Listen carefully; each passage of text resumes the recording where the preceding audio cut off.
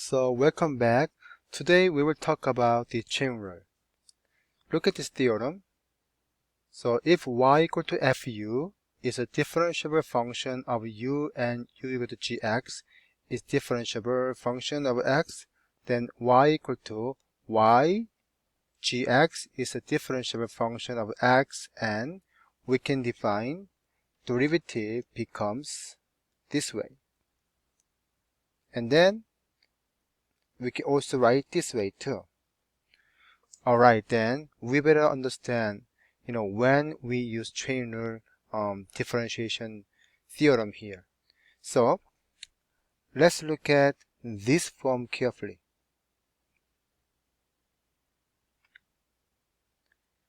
So this form, we can rewrite that f composite function g x, right? So which means gx is basically into the f function form here.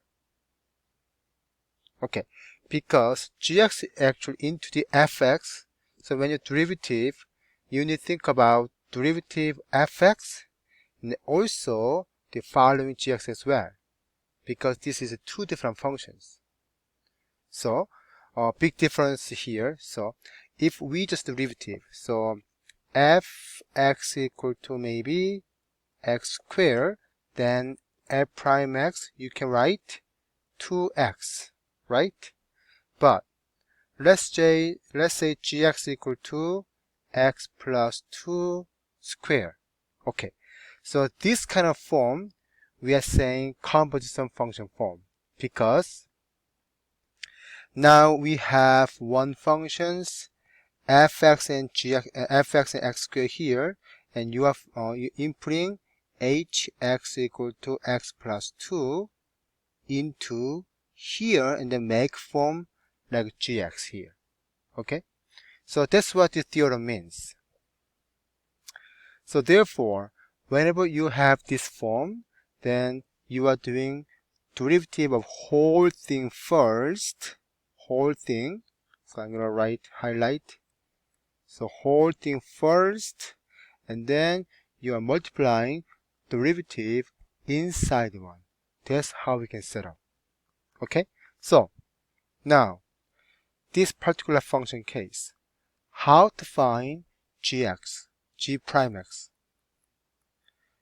First of all, we are doing whole thing here. So to make understand better, I'm gonna rewrite gx equal to u square.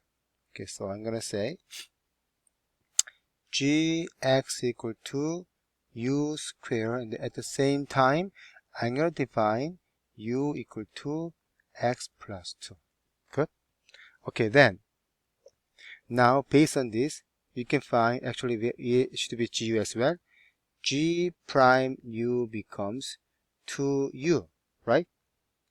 And then now you need to multiply u prime as well. Makes sense? Therefore, overall, g prime, originally is x, becomes 2 times x plus 2 times, from here what's the u prime? Become 1, right? Times 1. So g prime x become 2 times x plus 2 basically. Make sense to you? Okay. Then let's look at maybe one more example, which is a little bit more complicated. So given fx equal to 3x minus 2x squared to the cubic power. Okay.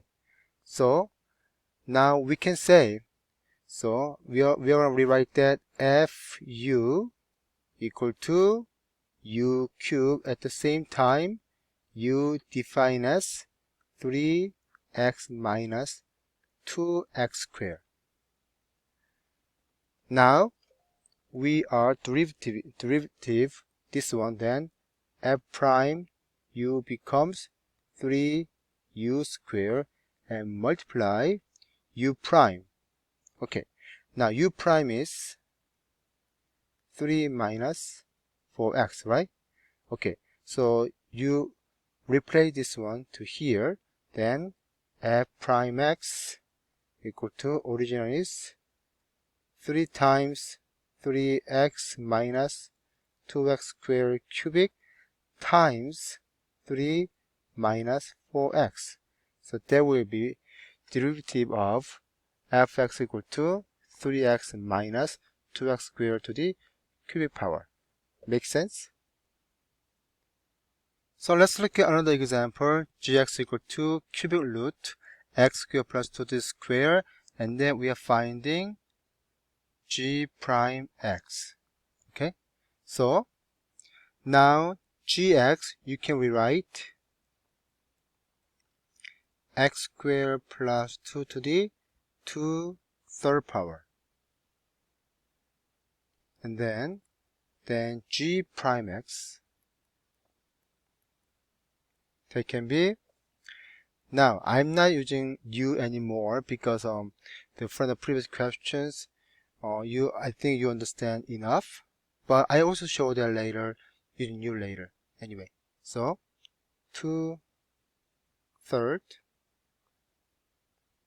x squared plus 2 to the 2 third minus 1 multiply 2x. Make sense to you? Okay. If not, then look at this one here. So I'm gonna just switch. This is the gu, then x squared plus 2, actually sorry, u to the 2 third power, and then u equal to x squared plus 2. And so g prime u becomes 2 third u and 2 third minus 1 time u prime. So from here, what's the u prime? Which is 2x, right? So when you switch to x value, you input this into here.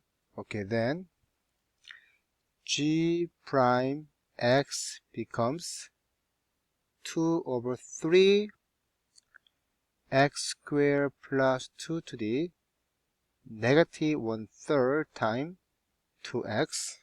Okay, so now you understand? Yes. So I keep on going here. So this becomes 4x over 3 x squared plus 2 1/3 power. Okay, so that should be the answer. So because from here we can get the exact same answer, so I'm not going to do any more, but that will be the g prime x function. Okay,